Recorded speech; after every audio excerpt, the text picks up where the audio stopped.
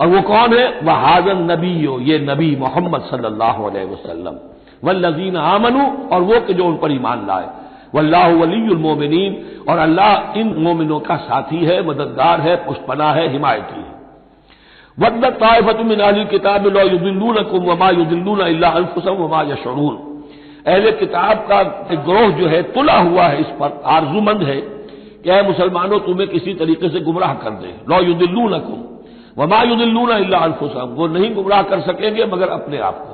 وَمَا يَشْعُرُونَ، انہیں اس کا شعور نہیں ہے۔ یا اہل الکتاب، دیکھیے کو انداز جو ہے بڑا ہی داعیانہ، جیسا کہ وہ جو 5واں رکوع تھا سورہ بقرہ کا، اس طرح کا انداز ہے یہاں۔ یا اہل الکتاب لما تکفرون بآیات اللہ وانتم تشہدون، اے کتاب والو، اے اہل کتاب، کیوں تم اللہ تعالیٰ کی آیات کا انکار کرتے ہو جبکہ تم اس کے قائل ہو، پہچان چکے ہو، دل میں جان چکے ہو۔ یا اہل الکتاب لما تلبسون الحق بالباطل وتکتمون الحق وانتم تعلمون، اے اہل کتاب کیوں تم حق کے اوپر باطل کا ملمہ چڑھاتے ہو، کیوں حق کو چھپاتے ہو جانتے بوجھتے۔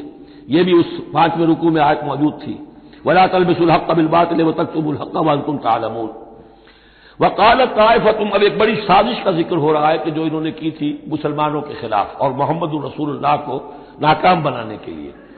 اس سازش کا پس منظر کیا تھا کہ چونکہ صورتحال یہ آ چکی تھی دنیا کے سامنے کہ جو ایک مرتبہ دائرہ اسلام میں داخل ہو جاتا تھا، اب چاہے اسے مار دیں، اسے پیٹیں، اسے بھوکا رکھیں، اسے سزا دیں، جو بھی ٹارچر کریں، واپس نہیں آتا۔ تو دھاک بیٹھ گئی نا کہ اسلام کے اندر کوئی ایسی کشش ہے، اسلام کے اندر کوئی ایسی حقانیت ہے،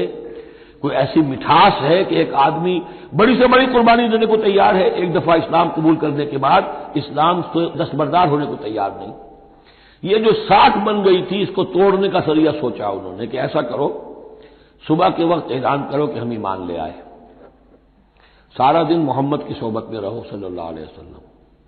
شام کو کہہ دو جی دیکھ لیا ہم نے، کچھ نہیں ہے یہاں، یہ دور کے ڈھول سہانے ہیں،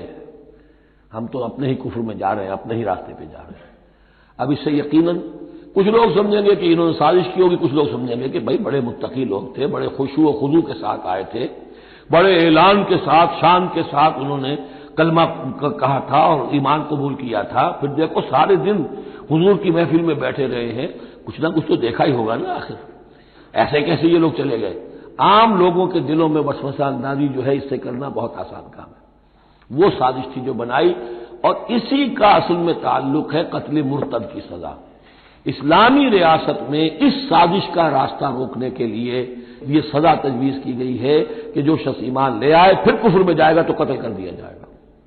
کیونکہ اسلامی ریاست کی بنیاد ہے، آئیڈیولوجیکل ریاست ہے یہ، ایمان اور اسلامی تو اس کی بنیاد ہے، اس کی جڑوں کو کھولنے والی جو چیز ہو سکتی ہے اس کی تو پوری جو ہے اس کی بندش اور اس کا سد باب ہونا چاہیے۔ وقالت طائفة من اہل الکتاب آمنوا بالذی انزل علی الذین آمنوا وجہ النہار، اور اہل کتاب کے گروہ نے یہ طے کیا ایمان لاؤ اس چیز پر جو نازل کی گئی ہے ان اہل ایمان پر صبح کے وقت، دن چڑھے، وکفروا آخرہ، اور اعلان کفر کر دو دن کے آخر میں، لعلہم یرجعون، شاید ان میں سے بھی کچھ لوٹ آئیں، اندر سے جا کے کچھ لوگوں کو تو گھسیٹ لائیں گے ہم کہ وہ جو ہے وہ بھی اسلام کو چھوڑ دیں، وہ مشتبہ ہو جائے معاملہ، ان پر وسوسہ پیدا ہو جائے۔ ولا تؤمنوا الا لمن تبع دینکم، اور دیکھو ہرگز ایمان نہ لانا مگر اسی چیز پر کہ جو تمہارے دین کی پیروی کرے، ماننی اسی کی بات ہے۔ یعنی خطرہ بھی تھا کہ 4-6 اگر ہم جا کر حضور کے پاس اگر چند گھنٹے گزاریں گے تو کہیں ایسا نہ ہو کہ ہم میں سے کوئی واقعی پھر اس کا دل کھل جائے، طے کر کے کہ دیکھو ایمان نہیں لانا ہے ہم نے، ولا تؤمنوا الا لمن تبع دینکم، اس پر ایمان نہیں لانا ہے ہم نے، لیکن صرف اعلان کرنا ایمان کا۔ یہ ہے مثال قرآن مجید میں شعوری نفاق، یعنی جو وقت انہوں نے گزارا ہے یہ ہے تو اسلام کا، قانوناً تو مسلمان ہیں، اگر اس دوران میں ان میں سے کوئی مر جاتا تو اس کی نماز جنازہ پڑھی جاتی، لیکن انہیں معلوم تھا کہ ہم مسلمان نہیں ہیں۔ جبکہ ایک وہ غیر شعوری نفاق ہے کہ اندر ایمان ختم ہو چکا ہے لیکن انسان سمجھتا ہے میں تو مومن ہوں، حالانکہ اس کا کردار وہ جو ہے منافقانہ ہے، اس کا عمل منافقانہ ہے،